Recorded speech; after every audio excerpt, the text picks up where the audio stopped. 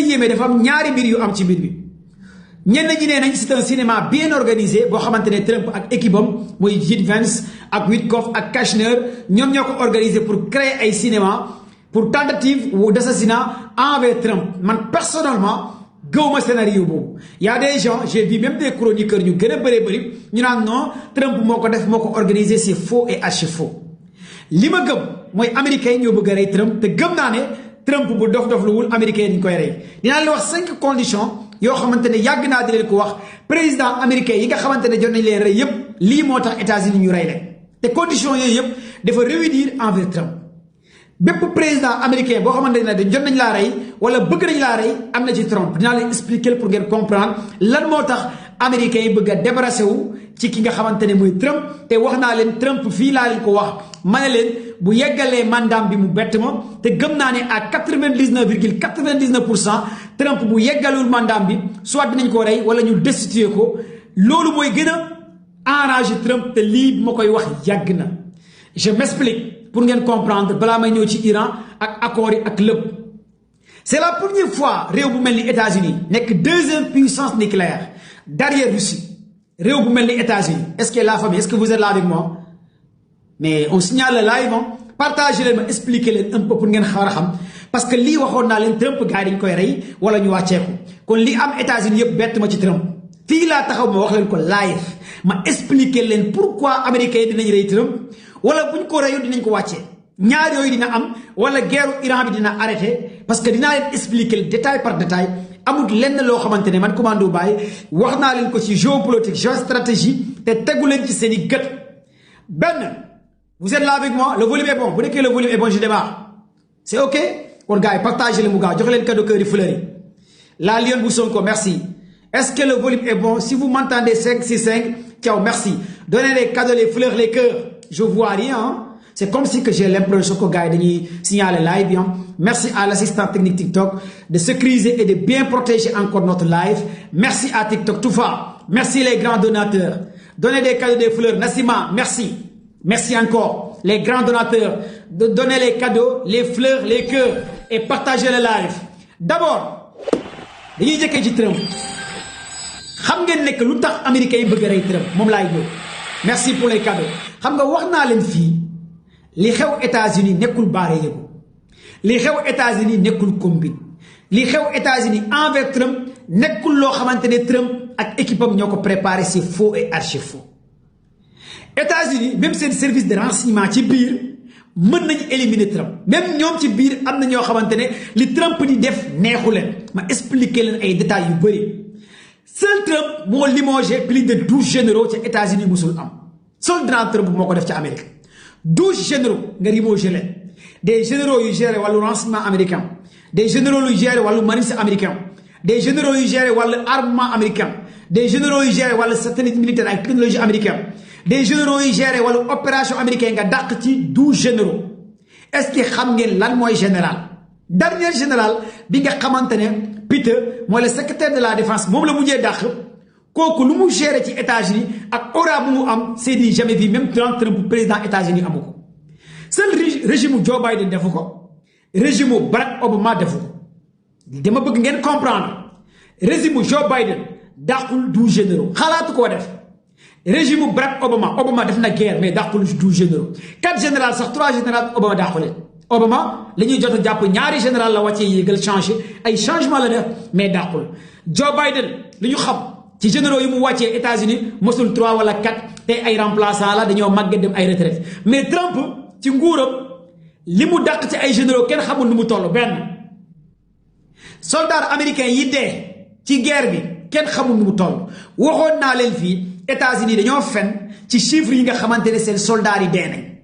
waxoon naa leen ko fi te américains yi lu ñu gën a respecté bugguñ fenkat américains yi benn ñaareel bi bugguñ mythomane ñaareel bi bugguñ ku leen di wax lu dul dëgg te wax naa leen données yi chiffres yi ñuy leen jox envers États-Unis ne États-Unis ñàkk na plus de 2 à 4 à 5 soldats c'est faux fii la télévision Iran génn les gardiens de la révolution ñu wax ne ñoom lu ñu rey ci ay soldats américains ëpp na 500 soldats et des blessés États-Unis génn di wax ay 8 ay 9 ay 10 gars yi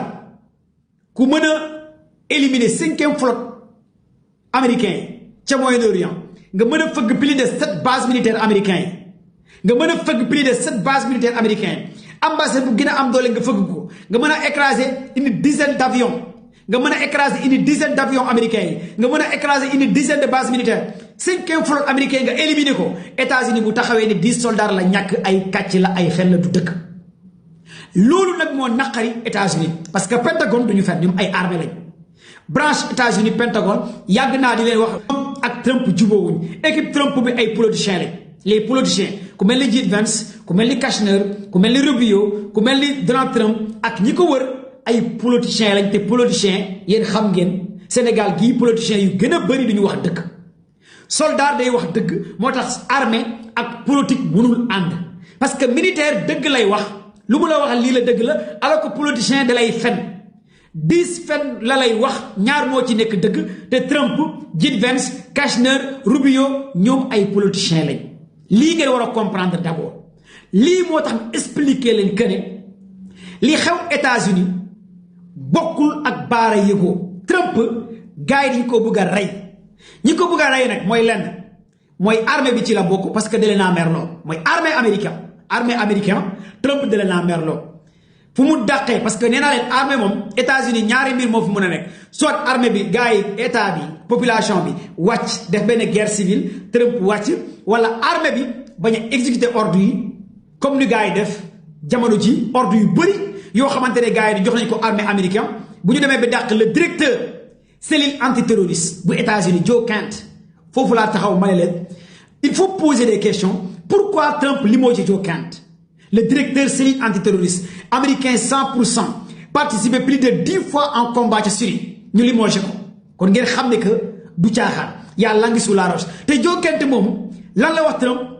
yow da ngaa nekk di politique di manipuler armée bi di wax loo xamante ne ay kàcc la ay fen la envers États-Unis kon li nga wax envers Iran dara du ci dëgg te ñun États-Unis mënuñoo massacrer Iran a une population de 93 millions d'habitants une superficie de 1,6 km². Iran nekk ci ay montagnes am ay silos am plus de 20 à 50 bases militaires souterraines États-Unis Pentagone début de mes live waxoon naa leen rapport bi Pentagone tegaloon Trump mooy ne que États-Unis amul capacité pour neutraliser Iran en 2 semaines en 1 mois États-Unis mënu ko te lii américains yi waxoon nañ ko Trump dëgër bopp moom Peter mooy le secrétaire de la défense américain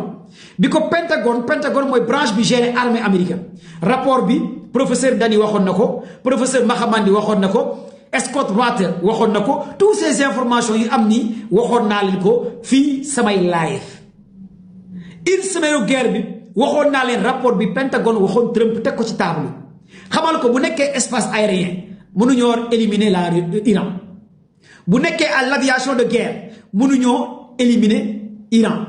bu nekkee par marines mënuñoo éliminer Iran bu nekkee par la voie terrestre armée de terre mënuñoo éliminer Iran gars yi posé question Trump ne ko lii tous les éléments armée américaine mënul éliminer Iran pendant 9 mois rapport bii la gars yi joxoon Trump avant muy dugg ci guerre bi lii Scott Ratter un ancien agent de la CIA wax na ko William Burns wax na ko David Castor ki nga xamante ne le colonel de renseignement américain waxoon na ko Trump rapport bi nga xamante ne professeur Mahamandi mu nekk université de Téhéran waxoon na ko Jelak Toros mu nekk benn jigéen boo xamante ne dama koy suivre lu bëri mu nekk Sciences Po di gérer ay questions internationales bind plus de 10 livres waxoon ne États-Unis amul capacité écraser li nga xamante ne mooy Iran tous ces éléments gars yi waxoon nañu ko Trump avant muy dugg ci guerre bi envers Iran xam nga daf mel ni benn xale booy wax bu ko song mu ne dama koy song bu ko song dama koy song bu ko song dama koy song moo la mën nga ne maa ko mën nga dugg ci moom mu ñaf-ñafal la ñaf la dafa mel ni kulunaa yi ak soi-disant opposants yi song Ousmane Sonko du seen borom songu Sonko ci politique gàcce la ci bépp opposant nga songu Sonko ci politique gàcce la ci yow Sonko boo ko songo tamit yaay mu am musiba naaru laay lii nag mooy Iran léegi nag Trump bi koy américains yi di gars yi di jox ay rapport naan ko bul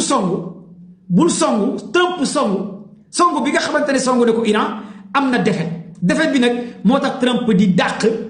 plus de 12 généraux dernier général bi nga xamante ne dàq na ko ak le directeur de cellule antiterroriste foofu la coow li commencé am parce que le directeur de cellule antiterroriste mooy kan mooy Joe Kent lan mooy terroriste mooy Joe Kent mooy gérer tous les renseignements yu dugg États-Unis ci wàllu terroriste ci wàllu données ci wàllu banque ci wàllu d'information mais kooku boo ko dàqee en pleine guerre mais dañu lay rey attends kooku boo ko dàqee en pleine guerre dañu lay rey parce que moo yor données yi moo xam terroriste yi fan lañ nekk lobby bi loge bi renseignement état bi kooku en pleine guerre le directeur cellule antiterroriste Trump limogé ko mais moo tax ma ne 3 tentatives Trump il est le seul président au-delà de Obama et Joe Biden fa laa yem dama yëg ci kaw ay ñoom Abraham Lincoln duma fa ñëw parce que gis ngeen tey nee na comme ni ñuy def Abraham Lincoln lañ ko bëgg a def mais nee naa leen jamono ji au-delà de Biden ak Obama li nar a dal Trump musul dal Biden musul dal Obama pourquoi ñooñu jox yeggali nañ seen mandat ci jàmm ak salaam parce que ñooñu comprendre nañ adduna bi dafa changé monde bi évolué na duñu ay dof mais Trump wérul dof la kon tey rey bi nga xamante ne américains yi pare nañ pour rey ko loolu c'est hyper important pour ngeen xam ko du ay manipulation États-Unis booy wër ku gën a sadique mooy américain États-Unis booy wër sàngi ne américain du mbokk ku gën a sadique mooy américain lu leer nañ ñi laa leen di wax américain amuñ star américains yi amuñ intouchable États-Unis du réew dajaloo la da ngay bàyyeekoo Mexique kii bàyyeekoo Sénégal kii bàyyeekoo Ghana kii bàyyeekoo Mali kii bàyyeekoo France nga ñëw nekk américain lii mooy États-Unis melting pot mooy États-Unis loolu nag boo xasee am nationalité américain nga ngay fay say impôt say nangam américain nga fayatoo say impôt amoo nationalité na nga juddoo États-Unis doo américain am na ñoo xamante ne juddoo nañ États-Unis amuñ ay papier amuñ dara nekkoo américain États-Unis du yeneen genre réew yi ñoom daa am lu ñu gëm nag Trump bu ci nekkul dinañ ànd ak moom mais dañu koy écraser te ko fële ñu avancer seen réew kenn du leen mën a téye kon tentative bi nga xamante ne am na pour assassiner pour éliminer Trump c'est de la réalité pure et dure bu nekkee comprendre nga lan mooy culture américaine amee États-Unis du Sénégal mën nga fi juddoo doo am papier doo am këyit doo am dara nga nekk sénégalais on s'en fout l'essentiel da ngay nekk taalibe Baye Niass taalibe El Hadji Malick Sy taalibe Sëñ Touba boo amul këyit sax ñu ne la yow sénégalais États-Unis këyit moo tax nga nekk américain këyit moo tax bu nekkee këyit boobu nag yoroo ko loo mënti am ay milliards ay alal ay nangam nekkoo américain lii foog nga xam ko fayoo say impôt fayoo nangam nekkoo américain loolu c'est hyper important kon Trump lii mooy 3e fois gars yi di ko bëgg a éliminer muy benn ñaareel bi États-Unis dafa am défaite te yéen ñëpp xam ngeen ne américain bëggul am gàcce Trump moo wone États-Unis léegi mënatul guerre kenn moo ko wone bu njëkk ñëpp ragaloon États-Unis mais mit bi États-Unis amul Trump dafa humilier américains yi plus de 50 États ñoom dañoo jàpp li leen Trump teg humiliation totale la envers un pays musulman qui répond par le nom de Iran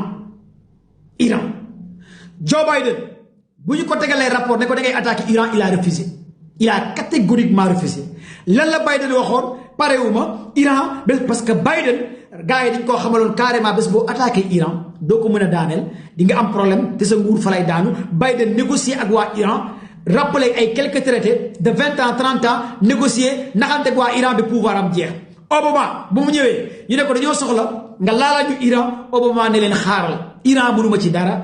Obama naxante ak gars yi bi mandaam jeex dem Trump bu mu ñëwee les sionistes dañ ko nax parce que Trump xamul comprendre puissance bu mu foogoon ne 50 ans 100 ans ci ginnaaw États-Unis loolu moo nekk te yàgg naa dina wax léegi guerre bi nekkatul ay porte avion léegi guerre bi da ngay indi benn porte avion buy jar plus de 500 milliards de dollars benn drone buy jar 10 euros écrasé dawloo ay porte avion guerre bi nekkatul ay porte avion mooy guerre donnée la guerre d'information la guerre satellite la mais Trump moo génnee mit bi États-Unis amoon lii moo tax américains yi bu ko rey suba bu ngeen déggee gars yi rey nañ Trump bu mu leen bett ginnaaw suba bu ngeen déggee rey nañ ko bu mu leen bett su ngeen déggee encore Sénat bi waxtaan nañ gouvernement bi destitué nañ ko bu mu leen bett parce que da leen naa ruus loo lii moo tax américains yi bëgg a débarrasser wu ci Trump lii il faut ngeen comprendre que en âme et conscience et c'est très important pour ngeen xam lan moo xew jamono ji ca Amérique démb ci guddi ñu bëree bëri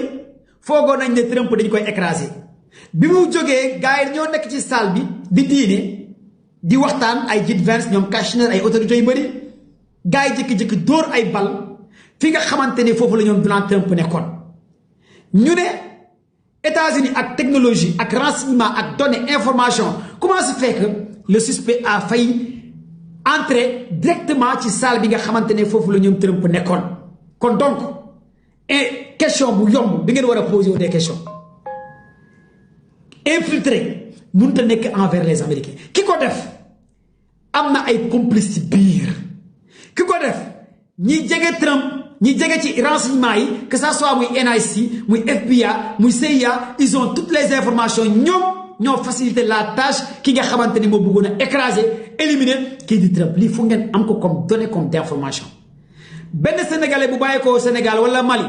wala Burkina nar a dem États-Unis naan da ngay rey Trump balaa nga yéeg avion ngay lañu lay wàccee wala boo wàccee aéroport lañu lay éliminer la ñuy xam ne carrément yow lii nga bëgg a def États-Unis nga jóge ci beneen état New York wala Washington wala feneen nga ne da ngay jox dem fi nga xamante ne mooy White House wala Olaf wala ci salle wala rak balaa ngay déplacé wu la ñuy xam yan arme nga yor loo àndal ak loo yor parce que ils ont toutes les renseignements kon donc li am nii y a des complices à l'intérieur de son entourage moom Trump y a des complices à l'intérieur des services de secret américains y a des complices à l'intérieur ci service de renseignement yi parce que gars yi ñoom dañoo suur ci Trump moo tax c'est très dangereux boo nekkee président en exercice boo nekkee président en activité ngay dàq ay généraux dafa mel ni tey par exemple président Diomaye xëy rek dàq ay 10 généraux au Sénégal 10 généraux au Sénégal loolu la lay teg Diomaye yeewu rek di dàq ay généraux au Sénégal di dàq ay généraux au Sénégal mais attends mais dina am benn mbokku général wala benn mbokku généraux wala benn mbokk boo xam ne mën na jékki-jékki rek yëngal gaay bi yëngal Sénégal ñu ne attends ay terroristes ñoo fi dugg wala nanga fekk du loolu armée kenn du leen dàqee noonu armée da ngay xaritoo ak ñoom armée da ngay négocier ay ñoom armée c'est la grande muette renseignement da ngay xaritoo ak ñoom renseignement da ngay négocier ak ñoom Trump dof la mënoo dàq moins de quelques années nga dàq 10 généraux lu ci gën a dangereux lu Trump def erreur mooy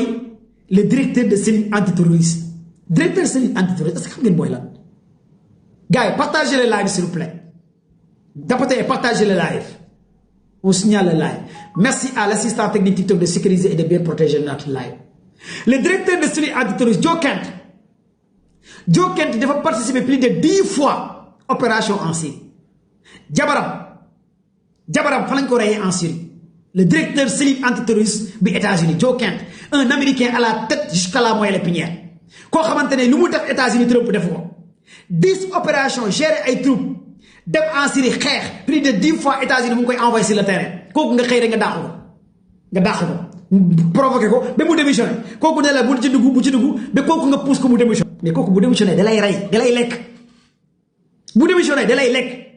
lii moo dal ki nga xamante ne mooy Trump ca États-Unis kon bég ci guddi gars yi dañu koo bëggoon a rey bi koy service secret américain yi di rawale sax Trump dafa faxastalu daanu bu métti la daanu am na sax ñenn ñi ne est-ce que amul entorse ñii ne est-ce que damut ñii ne est-ce que genou bi sumeekuwut mais jàppale ne Trump démb bu ñu koy rawale dafa daanu bu métti parce que dafa faxastalu Trump mu doon guerre en Iran vidéo baa ngi disponible sama page yëpp sama plateforme bi yëpp Trump daanu bu métti la daanu bale dañoo ne tuy 3 fois ay tir taf les agents de service secret américain fat élément Delta Force yi dugg NIC yi dugg service secret yi dugg ne ko monsieur le président l'heure est grave commando bàyyi lu mu yàgg a wax ñëw ne l'heure est grave dañu lay disperser li ci gën a doy waar sax mooy Sid Vance non gars yi moo tax yàlla mooy Karim sa waaye xoolal tegu ci baat mu jóge mu ne leen comme ni waa ji rek protocole am na xaw xamante ne moom protocole rek la respecté xam ngeen ko président boo xamante ne moom lu bu koy ay papa mag bi yaayam soxla woon sax mu ne protocole bi laay xaar kooku xam ngeen fan ban réew la nekk président waaye yéen dama leen bu gën a xam mais Trump démb protocole bi la wax lu gars yi wax mu ne protocole bi laay xaar protocole bi lu ngeen wax loolu la c'est la première fois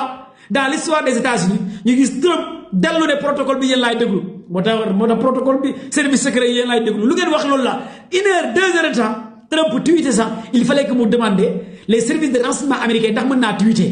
Trump mi doon réew doon bandi même bu tweeté bi ko gars yi rawale ci ruq bi dugal ko fa nëbb ko mu demandé un échange ñu ne ko ndax mën naa bind nangam ñu ne ko non sa waay monsieur le président pour l'instant mënoo bind monsieur le président l'heure est grave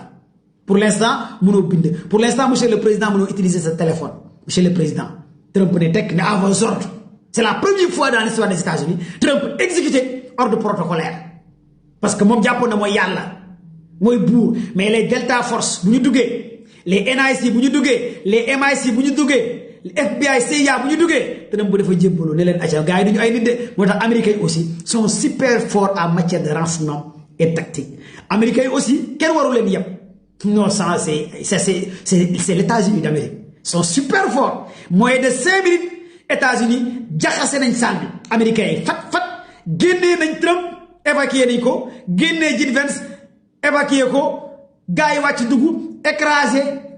éliminé gars yi fat tueur bi gars yi wàccee ko ça c'est États-Unis d'Amérique bien vrai que y a des complices à l'intérieur mais la puissance la technologie rapidité efficacité des éléments de Delta Force ça c'est États-Unis d'Amérique ils font partie parmi les meilleurs en matière d'intervention États-Unis moom boo leen yabee da ngay nelaw aussi Iran rek moo leen ñëwee les Américains sont très puissants en matière d'intervention fat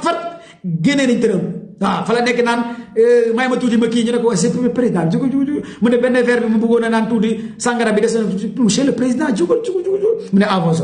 Trump moom respecté na protocole comme waa ji ma xam ci fi yeneen réew en Afrique parce que am na benn président bi ma xam en réew en Afrique moom bu ko papa mag yaayam soxla woon nii léegi sax téléphone bu ko papa mag yaayam woon téléphone day demander protocole bi ndax mën naa wuyu sama papa ak sama yaay am na en Afrique yéen xam ngeen président bi tudduma turu président bi am na en Afrique président boo xamante ne bu ko papa mag yaayam woon léegi téléphone day dina demander monsieur le protocole c'est ma mère qui m'appelle est-ce que je peux décrocher mu ne ko oui décroche mu doog a décrocher kon Trump nag cette fois-ci moom il a exécuté la lettre à la tête aux pieds des services de renseignement yi américains yi li ngeen def noonu la li ngeen wax loolu la ak li ngeen di waaj a def loolu la man maa ngi nii ci seen kaw maa ngi nii waaw maa ngi nii li ngeen def ak li ngeen di waaj a def noonu la les services de renseignement américains su à vos ordres gars yi rawale ko rawale JD Vance rawale ñoom Kushner rawale ñoom Rubio rawale leen ci saasi ñoom ñëpp gars yi dañu leen rawale mais li ngeen ci war a mën a comprendre ak li ngeen ci war a mën a jàngat pourquoi gars yi bëgg a éliminer Trump li tal moo tax Obama ñëw na gars yi partagez le live s'il vous plaît Barack Obama jaar na fi gars yi éliminé wuñ ko Joe Biden jaar na fi gars yi éliminé wuñ mais parce que Trump États-Unis am na plus de 5000 ogives nucléaires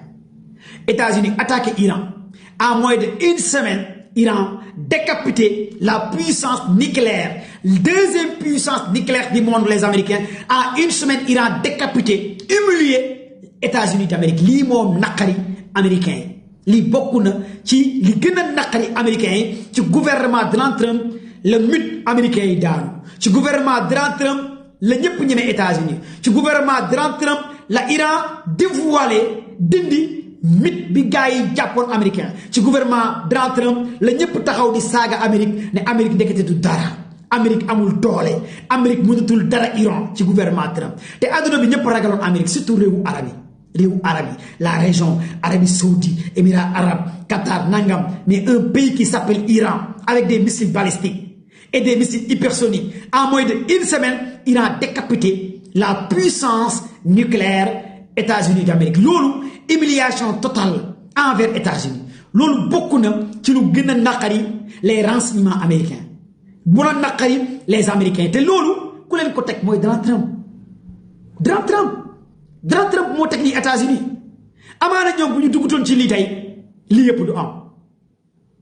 du am gars yi partagez live bi on commence à signaler mon live encore de plus maa ngi ñëw wax leen entre Iran États-Unis ak lépp tapote leen ngeen partager maximum le live s'il vous plaît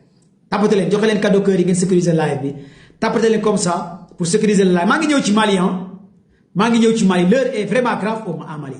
parce que Mali on a reçu des informations am na ñaari général yi gars yi dugal hôpital kenn ki opéré nañ ko beneen général bi dee na Mali terroriste yi rey nañ beneen général yeneen ñaari général yi dugal nañ leen fi nga xamante ne mooy lii di hôpital opéré leen kon l'heure est vraiment grave en Mali am na ay soldats yu blessés ci attaque bi nga xamante ne gars yi def nañ ko ca Mali c'est hyper important pour ngeen xam loolu mais nag armée Mali aussi am na lu mu def naa ci ñëwaat te lu tax ma ne leen le cas Mali sax moo ma gën a intéressé parce que cas Mali bi moo taxoon ma bëgg a def live bi waaw le cas Mali bi boo comprendre li xew l'heure est vraiment grave boo xamee dëggantaan li xew ca Mali da ngay tiit ci Sénégal da ngay tiit ci bépp réew bu frontalier ak Mali da ngay tiit boo xamee dëggantaan li xew waxuma ki nga xamante ni moom mu ngi nekk ci ay yeneen détail comprendre la moo xew mais boo xamee dëggantaan li xew ci Mali da ngay tiit ci bépp réew bu frontalier ak Mali moo tax yàlla na yàlla taxaw Mali yàlla na yàlla jàppale surtout waa Mali d'abord négociation yi nga xamante ne instant yi am na entre Iran ak États-Unis au-delà de tout cet armada mooy que États-Unis les renseignements les chroniqueurs les investigateurs ñoom ñëpp dañoo jàpp ne instant yi Iran a déjà gagné la guerre muy benn ñaareel bi États-Unis lépp lu mu waxoon da koy def pendant une semaine 2 semaines les sites nucléaires iraniens Fordo Natam Isapam defu ko les installations nucléaires defu ko 450 kilogrammes enrichis Iran bi defu ko tous ces détails yi Trump waxoon dina anéantir dina raser benn civilisation Iran bi léegi nii Trump li mu wax gars yi mooy que ne léegi cessez-le-feu bi à un durée indéterminée loolu bokk na ci lu gën a naqari américains yi nga dugal américains yi ci guerre ba pare li taxoon nga dugal américains yi ci guerre perte nañ ay soldats perte ay moyens perte ay matériel perte ay vies humaines perte ay aéroport perte lépp li nga xamante ne ay données ba pare li taxoon nga dugg ci guerre bi nga ñëwoo ko loolu la Trump def américains yi te loolu moo gën a naqari américains yi ñu humilier leen ci àdduna bi ba tey Iran teg 8 chartes ligne rouge Iran di exiger la puissance nucléaire ligne rouge c'est du jamais vu dans l'histoire politique des Américains un pays musulman qui n'a pas d'armes nucléaires di tegal un pays deuxième puissance nucléaire au-delà de Russie États-Unis Iran di ko sampal ne ko hey yow Amérique man Iran fii du ma négocier ak yow mooy détroit d'Ormuz Iran et États-Unis du ma négocier ak yow le détroit d'Ormuz loolu bokk na ci lu gën a naqari américain Iran avec mes missiles balistiques hypersoniques intercontinental je vais pas négocier avec les Américains Iran sama 450 kilogrammes enrichi uranium bi damay continuer di enrichir mais du ma négocier ak yow Iran tant que États-Unis yoreel nga ma ay milliards ci sa banque yi ak Union européenne du ma négocier ak yow sont des lignes rouges Iran et États-Unis fii mooy sama ligne rouge c'est la première fois dans l'histoire d'un pays musulman di exiger États-Unis ligne rouge te États-Unis ñemeetul attaquer Iran musul am États-Unis ñemeetul attaquer Iran xam na li koy xaar dernier avertissement bi Iran wax États-Unis ne États-Unis damaa bëgg nga attaqué ma te nee nga yow ba may attaqué mooy rapport bu bind bi ki nga xamante ne le dirigeant parlementaire démb wax na ko te loolu moo ci gën a doy waar mooy démb rapport bi gars yi envoyé ca Pakistan ban rapport la Iran envoyé démb ca Pakistan Iran dafa xamal carrément waa Pakistan Islamabad amatuma temps di toog ak américains yi parce que ay fenkat lañ déggoo ma de Kadhafi qui gère le parlement Iran ak le diplomate Rashki ñu ne duñu toog ak américain parce que duñu wax katu dëgg ak waa Israël duñu amuñ benn kàddu bu ñu mën a respecté Iran ne du toog ak koo xamante ne du respecté ay kàddu Israël États-Unis Iran rapport bi mu tegal gars yi lan la leen wax ne condition yii yéen waa Pakistan bu nekkee États-Unis d'accord na ci condition yi ngeen envoyé ñu message déggoo ma de waa Iran ñoo ko wax Pakistan de Islamabad démb ne bu nekkee américains yi d'accord nañ ci conditions yi ngeen envoyé ñu message bu nekkee américains yi d'accord nañ ci conditions yi jarul ngeen ñuy woo tête envers les américains bàyyi leen ku mën sa morom duma ñu def cooki fin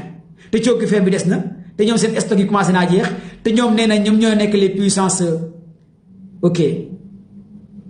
ok ñoom ñoo nekk les puissances mondiales yor puissance nucléaire Iran xamal carrément les négociateurs pakistanais ci Islamabad ci rapport bi Iran xamal leen ne que négocier wul tant que États-Unis mu ngi bloqué li nga xamante ne c'est port mooy port yi États-Unis bloqué def ko à travers les eaux internationales def ay blocus à une distance de 1000 miles Iran ne jamais mu négocier ak réew buy def benn barrière de 1000 miles par rapport ak seen port au-delà de ça mais Iran ñaata navire américain la attaqué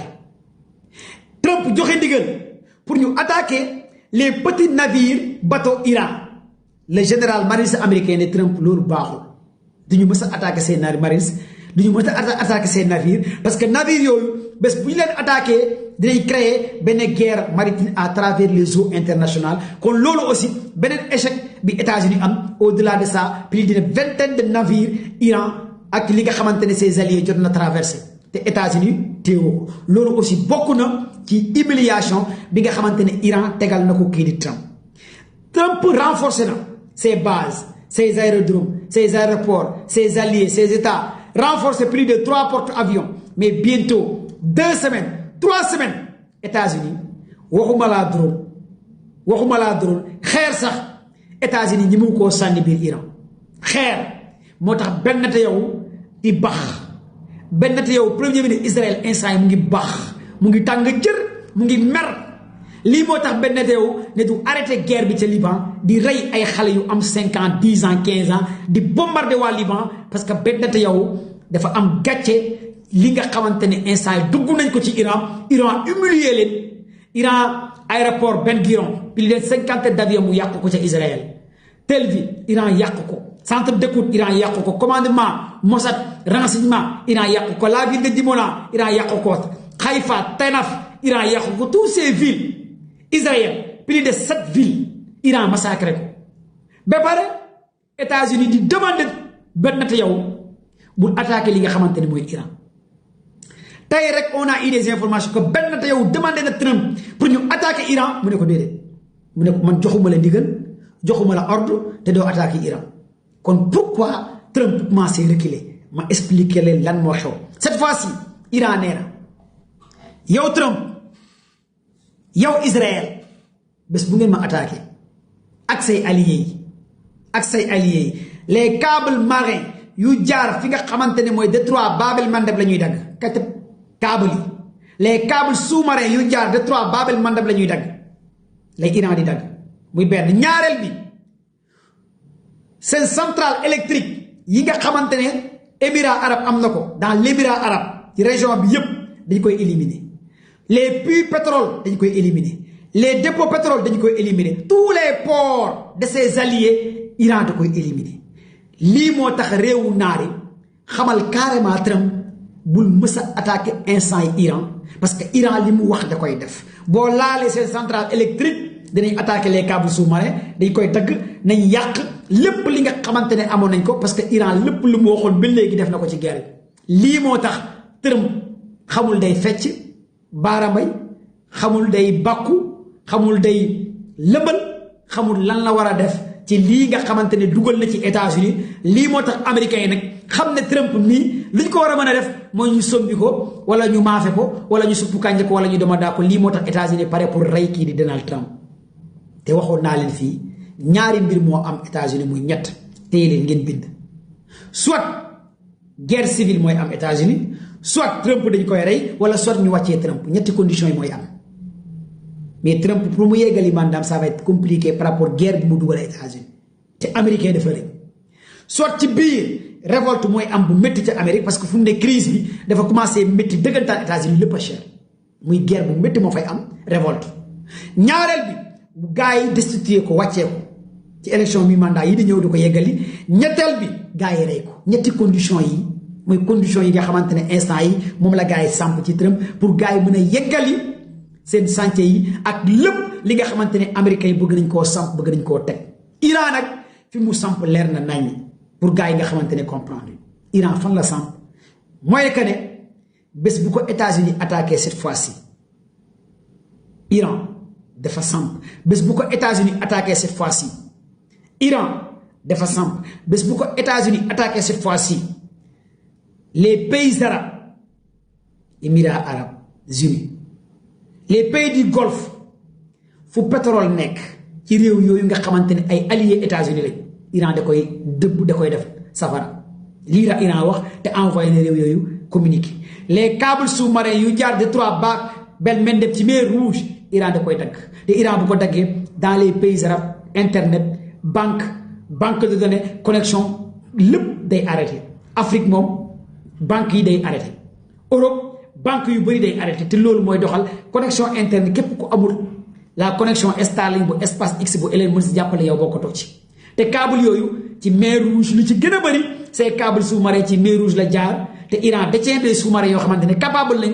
dagg câble yooyu te Iran lii la teg comme samp bés bu États-Unis attaqué cette fois-ci seen installation nucléaire yi wala seen centre électrique yi nga xamante ne ñoo gën a am doole bés bu ko États-Unis attaqué dina am wala du am man de gëm naa ne Iran lépp lu mu wax dina ko def te dina fa àgg te dina ko def envers les Américains te lii c'est hyper important pour ngeen am ko comme donnée comme information par rapport ak Iran lu mu teg ak li mu bëgg a def envers les Américains. leneen li mooy benn te yow yéen ñëpp xam ngeen ne instant yi guerre bi dafa jalgati li nga xamante ne mooy cessez-le-feu. cessez-le-feu bi nga xamante ne moom la ñëpp doon xaar entre Liban ak Israël mais lan moo tax Liban Israël di continuer cessez-le-feu benn te yow continuer di bombarder Liban di ko def comme Gaza waxoon naa leen ko nee naa leen benn te yow xol bi moo tàng instant yi. acte pour teg carte sur table pour am mainmise ci négociation avant ko Iran di def comportement bi la Amérique masa am ak moom te même Iran bu ko joxoon arme nik bu ko waaw bismillahi rahmaani rahim kon gis Hezbollah dafa commencé récupérer ay dëkk di teg seeni drapeau di rey une centaine de soldats Israël di taal ay chars de combat Israël Makeva di avancer mooy les forces commando Hezbollah yi ñu wooyee Ridwan ak Al Nazer te loolu les médias européens duñ ko wane les médias européens duñ ko wax mais parce que avancement bi soldats Hezbollah yi di def moo tiital li nga xamante ne instant yi mooy Israël loolu moo tax ban na yow jalgati lépp luy cessez-le-feu gars yi partagez le live s'il vous plaît encore on signale le live donnez-moi des cadeaux des fleurs des cœurs s'il vous plaît tapotez et partagez le live. Merci l'assistant technique TikTok de vouloir de bien sécuriser et de bien protéger notre live. Tapotez, donnez les cadeaux, les fleurs, les cœurs. Partagez, Fatou, merci. Gars, partagez le Mougao. Tapotez les comme ça, partagez Mougao. Live est du Yagan. Live du Yag. Live du Yag. Mangi ñew légui ci Mali. Mali boy deuxième partie. Mangi ñew légui ci Mali dans 5 minutes. Mangi ñew ci Mali. Partagez les Mougao s'il vous plaît. Donnez-moi des cadeaux, des fleurs, des cœurs. Merci TikTok. Merci mes followers. Merci ma communauté encore de plus. D'abord, li ngeen wara comprendre ci lu xew jëmono ji may wax ak yeen. Les alliés 3 fois la ko wax. Les alliés de Iran. Ñom ñep ñu ngi nek en position de force. Té lolu ça dérange ben té yow. Les alliés de Iran moy Hamas. Moy Hezbollah, moy force résistance, moy Djihad islamique bi nek ci Irak. Tous ces alliés, moi aussi nek ci Yémen, moi Hassan Nasrallah, Fatou Niass, merci pour les cadeaux, les fleurs, les cœurs. Tous ces alliés, nous sommes en force de frappe, de résistance. Yo xamantene instant yi, ils sont vraiment super puissants pour nek ben position de force. Té lolu ça dérange carrément li nga xamantene moy li di sioniste. Moy doole bi alliés yi am, téye guerre bi, neutraliser guerre bi, di xéxat ki nga xamantene tay moy ki di Trump te lolu ça dérange carrément li nga xamantene moy ki di ben na te yow moy Hezbollah bi nek ci Liban li Hezbollah def ci guerre bi li Hezbollah def ci terrain bi li Hezbollah def ci combat bi vraiment ça dérange gars yi partagez les pour restriction yi tay nek TikTok dafa ma defal ay restrictions yu métti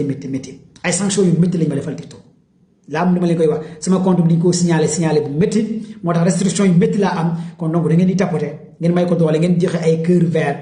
parce que dem yi no xori dañu yag signaler compte bi kon donc yéenay tapoter ngeen def ay cœur vert cœur rouge bu leen ko def leen ay cœur vert ngeen joxe cadeau yi fleurs yi cœur yi y a tellement de restrictions yi ma jot semaine bi ci TikTok métti na lool bien vrai que gëj naa live mais yéen a ci war a mën a jàpp parce que aussi man waxkatu njaaxum la booy wax njaaxum aussi foog ñu tegal la ay sanctions xam ngeen ne man moom borom l'heure est grave njaaxum rek laay wax te lii c'est hyper important mooy loolu xam naa dafa am benn sénégalais bu dëgg chinois bu woo gars yi ne kii commando baay mi Sénégal la nekk njaaxum rek lay wax ay missile ay bomb ngir yàlla